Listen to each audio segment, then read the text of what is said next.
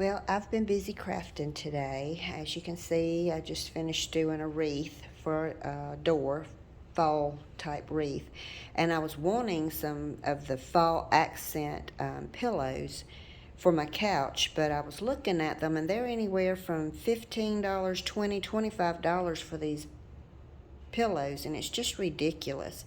So I was in Target and I found these cute little linen dish towels. At the front of Target where things are $1, $3, $5, they had these hanging, and they're really cute and simple. And you get two in the pack, and they're perfect for a pillowcase. So I have this old pillow. This came in a comforter set. It's ugly. I've never used it. It's been in the closet. The kids play with it. But it's just the right size. So I'm going to make a pillowcase today. It's real simple, real easy. And I'm going to save a lot of money. I'm going to get a pillow for $5. Stay tuned. Okay, so first things first, you want to measure it. And I just do it a real simple way. I put my pillow down on this end. This is going to be your open end. Since it's got the nice border, we're going to leave this open so that you can slide the pillow in. That way you can take the pillow out and you can make you a Christmas pillow the same way. You can make you an Easter pillow the same way. So we are going to leave this end open, but you want to make sure, you see how it's a little further out. This is coming up to the middle seam. So the other piece is going to be here.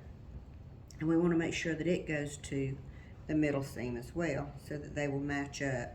And you want them just a little bit over like that so that you can overlap it. And what I'm going to do is I'm going to put me a piece of Velcro here just to close it.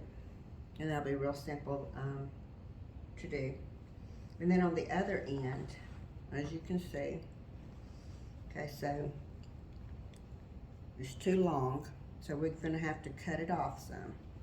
So we find that middle seam again, the middle, and we're going to go just beyond that middle. We'll do it with this one first.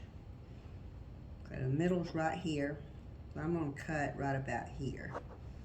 So what I'm going to do is just fold it like this. And the reason you're doing this is to allow for your hem. So, real quick, we're just going to cut across here. And it don't have to be fancy or anything. This is just a throw pillow. We're going to go right across, just like that. See, it's going to flip up like that. So now, when you move the pillow, we want to get the border end. It's going to be open. We want to make sure that it is lined up perfectly. And flatten it out good. Flip. And we're just going to cut right along that line again.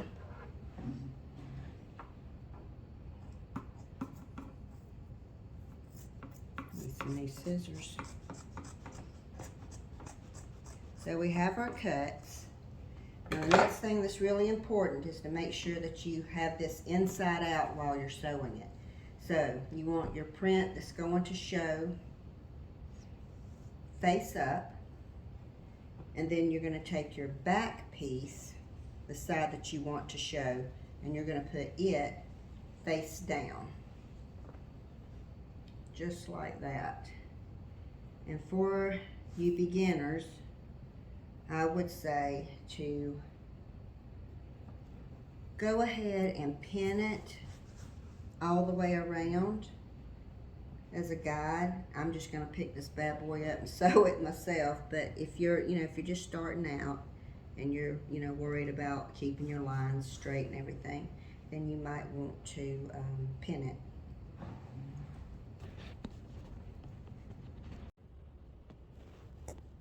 So we want to start at the top, at the end that we're going to leave open. We're going to make a straight seam all the way down one side.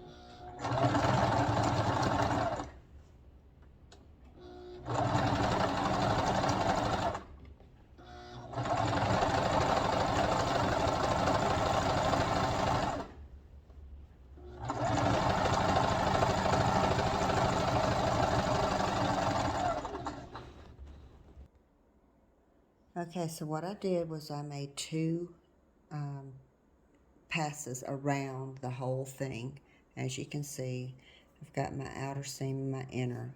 I also put a zigzag stitch over my straight stitch, and that's just to lock it in, because as you can see there's fraying and you don't want it to fray. So that's why you get the two seams. I do the first seam and then I go inside and do a second straight seam, and then I do a zigzag over this first one just to protect it from the raveling, because you don't want it to ravel loose.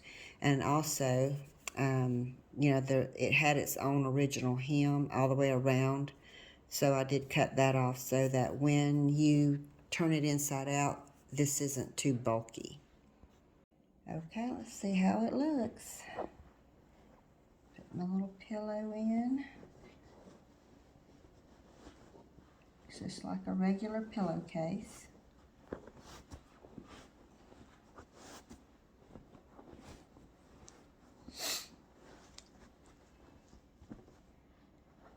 And voila, we have an absolutely cute pillowcase. The only thing left now is to put some Velcro. I'll put one here and, well, one here and one here, and that will just fasten this down so that it's not gaping. I mean, you could leave it open like that. You don't have to do the Velcro if you don't want to. Or you could put a buttonhole in and you could actually put a button. But I'm just going to put Velcro because I'm a little extra. But yeah, I think it turned out really cute. Okay, I got my Velcro, and hook that, and voila, we have a pillow. Isn't that cute? I'm in love. You know, I got into sewing years and years and years ago when I was a young adult, because to be honest, I just couldn't afford a lot of the nice things that I saw, and so I got an old sewing machine, secondhand, paid $25, $30 for it. And for the longest time, all I could do was sew a straight stitch. But I made a lot of clothes and things for my kids over the years. I made my own curtains because it was a lot cheaper to make curtains. I made them out of bed sheets. You'd be surprised what you can do with bed sheets.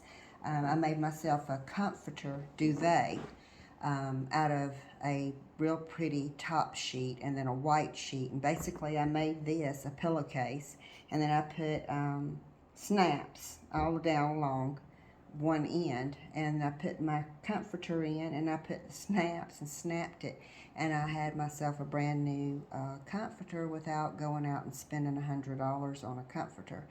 But sewing can be a lot of fun, and it's something that I think everybody should learn to do, even if it's just a straight stitch. Everything I did here today was, you know, straight stitch, real easy, simple, nothing fancy. You don't have to be fancy if you don't want to be. But I think my little pillow turned out really cute, and I'm going to make a couple more. See y'all later.